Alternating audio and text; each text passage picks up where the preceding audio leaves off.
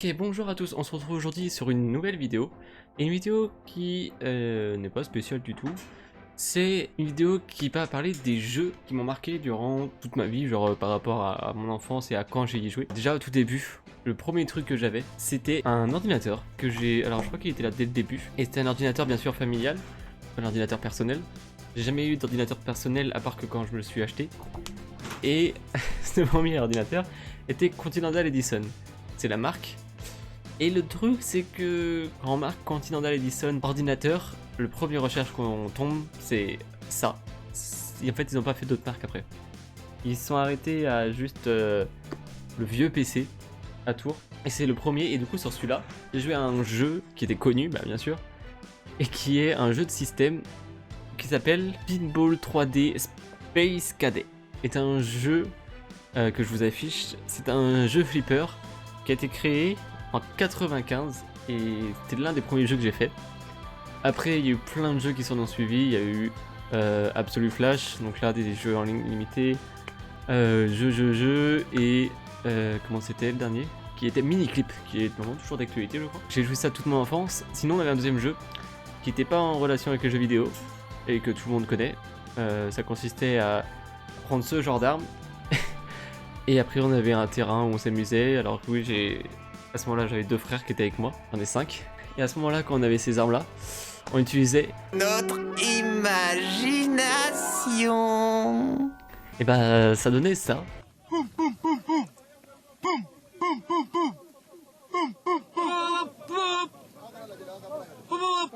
Ils font semblant comme s'il y a un objectif ennemi devant. À la pensée, c'était très drôle, mais en tout cas, ouais, c'était des heures de plaisir. Et autrement, bah, je jouais que à des jeux en ligne. J'ai jamais eu vraiment de jeux PC où j'avais vraiment des anciens jeux qui m'ont pas tant marqué que ça, mais qui étaient pas des jeux non plus ouf. Et s'en suivait un Noël. Un Noël en... je sais pas quelle année. En tout cas, un très très vieux Noël. Et c'était la Wii qu'on a eu, qui était toujours pareil pour toute la famille. Et j'ai eu plein de jeux dessus. Les jeux qui m'ont marqué, c'était Skylanders.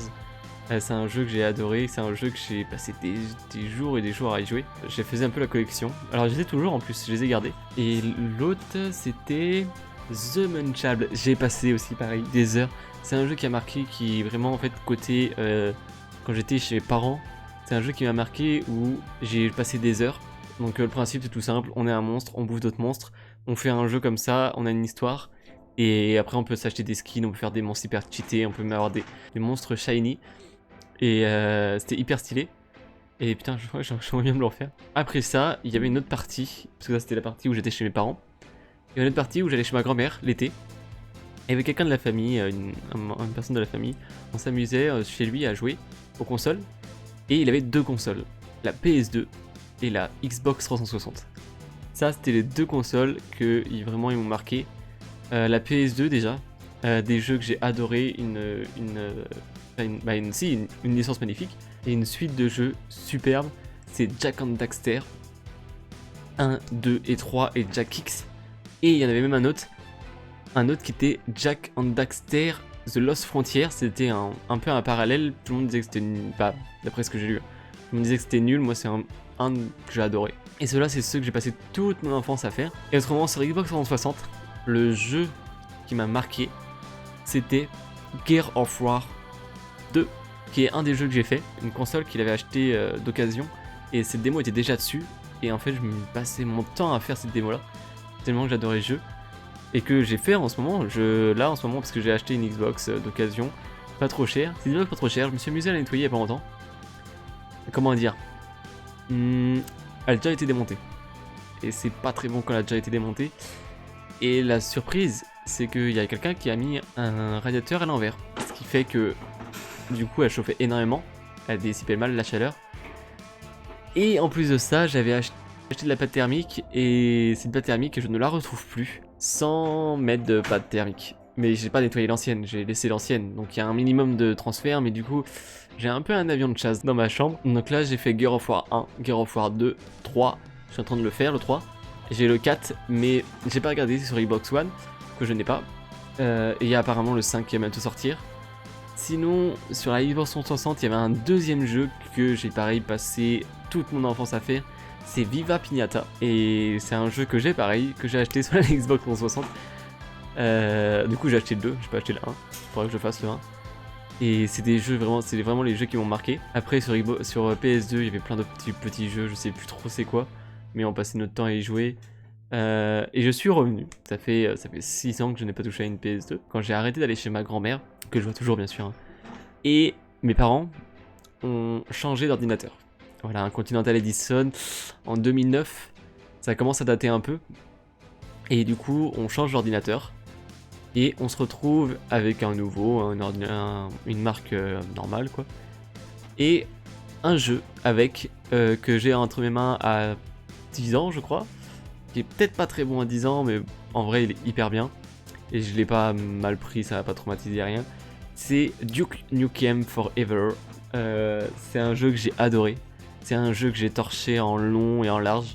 J'ai fait tous les succès, j'ai commencé à faire le mode multi que j'ai arrêté un peu. Parce que le multi je suis pas trop pour. Là je suis pas trop... Voilà, je joue pas souvent en multi.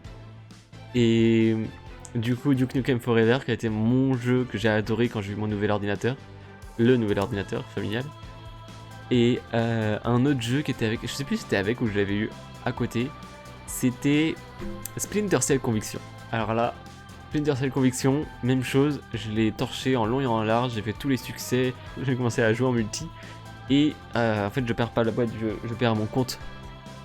Et le truc qui était très très pourri à l'époque, c'était qu'avec le jeu, on avait un petit code qui avait, même si tu avais le CD, il fallait que tu puisses activer le jeu. Je perds le compte, je perds le jeu. Je ne pouvais plus rien faire. J'ai voulu le refaire plus tard, je n'ai jamais pu le refaire, jusqu'au jour où, comme je viens de le dire, j'achète une Xbox. Et là, je retrouve le jeu Splinter Cell Conviction sur Xbox. Je l'ai torché, je l'ai fini. Je ne pensais pas le finir aussi vite.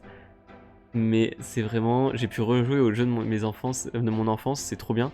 Pareil, Jak and Daxter. Il était disponible sur PS4 ou PS3, mais c'était compatible PS3, PS4 je crois.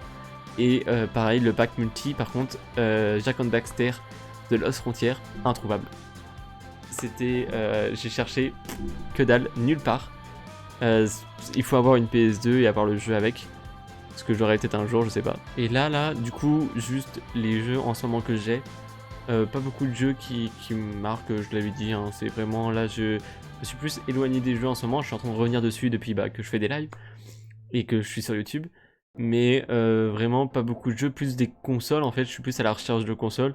Par exemple, j'ai la PS1, j'ai la PS3, PS4, j'ai la Xbox 360, j'ai la Wii, j'ai la Nintendo Switch, j'ai la PS2 qu'on n'a pas fait marcher, de toute façon j'ai pas de jeu dessus. J'ai la NES, j'ai la Master System, j'ai des jeux GameCube et j'ai des manettes GameCube, ce qui permet de la brancher sur la Wii. C'est pour ceux qui savent, normalement la Wii peut servir de GameCube. Qu'est-ce que j'ai d'autre? C'est tout à peu près. Et puis après, sur PC, hein, j'ai tous les jeux possibles et inimaginables. Et j'ai aussi d'autres trucs, j'ai des trucs qui ne servent à rien. Genre j'ai des jeux Xbox par exemple. J'ai pas la Xbox. La Xbox, quand je parle de la Xbox, c'est la première, la toute première. Mais je vais pas dire Xbox One vu que c'est une des dernières. Mais voilà, c'est le truc. Voilà, donc c'est tous les jeux de mon enfance. Des jeux que j'ai adorés, des jeux que j'ai appréciés, que j'ai refait et que j'ai encore apprécié. En tout cas, j'espère que si t'as aimé cette vidéo, n'hésite pas à mettre un like, à t'abonner. Et n'hésite pas aussi à me dire dans les commentaires les jeux qui t'ont marqué, qui ont marqué ton enfance. Les jeux que t'as adoré refaire et faire. On se retrouve la semaine prochaine pour une nouvelle vidéo. Ciao!